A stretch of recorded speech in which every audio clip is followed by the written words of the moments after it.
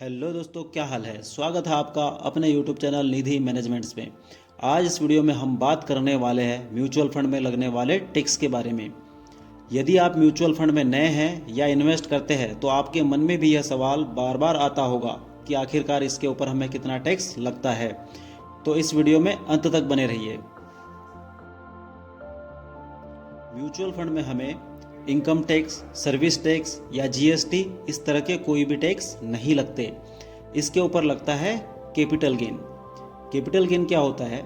जो अमाउंट हमने इन्वेस्ट किया उसके ऊपर हमें प्राप्त होने वाला जो गेन है उसी को कैपिटल गेन कहते हैं। तो इसमें दो तरह के गेन हमें लगते हैं। पहला होता है शॉर्ट टर्म कैपिटल गेन और दूसरा होता है लॉन्ग टर्म कैपिटल गेन। बात करते हैं शॉर्ट टर्म कैपिटल गेन के बारे में।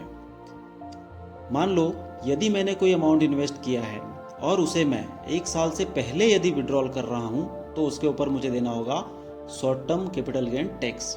इसे ऐसे एक उदाहरण के तौर पर समझते हैं कि मान लीजिए मैंने 5 लाख रुपए इन्वेस्ट करके छोड़ दिए और 1 साल से पहले मैं देखता हूँ कि मेरे 5 लाख रुपए की वैल्यू हो जाती है लगभग 6.5 लाख रुपए। अब मैं उसे विड्रॉल करता हूँ तो पहला तो प्रिंसिपल मेरा 5 लाख है, उस पर तो मुझे कोई टैक्स नहीं देना है। मुझे लगभग 1.5 लाख रुपए का रिटर्न प्राप्त हुआ है। तो इस 1.5 लाख में पहली कंडीशन तो ये है कि 1 लाख रुपए की छूट होती है और 1 लाख रुपए के ऊपर मेरा जो भी अमाउंट होगा मुझे उस अमाउंट पे देना होगा लगभग 15% का टैक्स।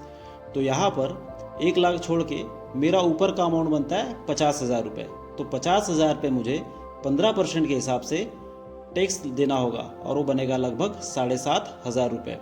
तो इस केस में मैं 1.5 लाख रुपए पे टोटली 7,500 रुपये का टैक्स पेड करूंगा। दूसरी तरह का टैक्स होता है long term capital gain tax.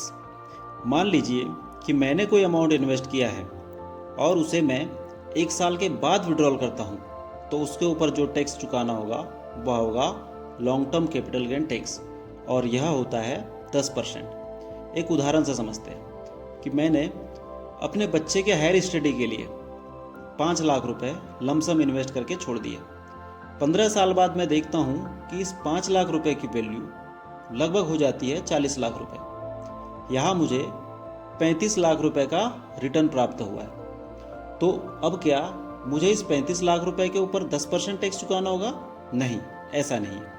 यहाँ पर शर्त यह है कि जिस साल मैं पैसा विड्रॉल कर रहा हूँ उस पर्टिकुलर फाइनेंशियल ईयर को कंसिडर किया जाएगा। यहाँ यह देखा जाएगा कि पर्टिकुलर उस फाइनेंशियल ईयर में मुझे कितना गेन प्राप्त हुआ है। मान लेता हूँ मैं कि उस फाइनेंशियल ईयर में मुझे 5 लाख रुपए का गेन प्राप्त हुआ है। यहाँ पर जैसा कि मैंने पहले उदाहरण में बताया था 1 लाख रुपए की छूट होती है। तो 5 लाख में 1 लाख छूट जाएगा, बचा हुआ 4 लाख। तो 4 लाख रुपए के ऊपर मुझे यहाँ देना होगा 10% के हिसाब से 40,000 रुपये का टैक्स। तो यहाँ मुझे ओवरऑल जो 35 लाख रुपए का जो रिटर्न प्राप्त हुआ इसमें केवल 40,000 रुपये का टैक्स पेड करना होगा। यहाँ ध्यान देने वाली बात यह है दोस्तों कि जितने लंबे समय तक हम इन्वेस्टेड रहेंगे हमें उतना ही ज़्यादा गेन प्राप्त होते जाएगा और उसकी तुलना में हमारे टैक्स की वैल्यू कम रहेगी। हम जब तक के अमाउंट विड्रॉल नहीं करेंगे तब तक हमें इस पर कोई भी टैक्स नहीं लगेगा, चाहे हम उसे कई सालों तक न निकालें। इसे ही टैक्स डेफरल कहा जाता है, अर्थात लंबे समय में हमारे टैक्स की वैल्यू बिल्कुल नहीं के बराबर हो जाती है। आशा करता हूं दोस्तों कि आपको इस वीडियो में कुछ नई जानकारी जरूर मिली होगी। पर्सनल फाइनेंस से संबंधित ऐसे ही वीडियो पाने के लिए हमारे चैनल को सब्सक्राइब करें, बेल नोटिफिकेशन को दबा दीजिए ताकि हमारे आने वाली नई वीडियोस का नोटिफिकेशन आपको पहले ही मिल जाए। लाइक करें, दोस्तों के साथ शेयर करें और हाँ, कमेंट जरूर करें ताकि आपका कोई भी सवाल हो तो हम उसका जवाब जरूर दें। धन्यवाद। जय हिंद।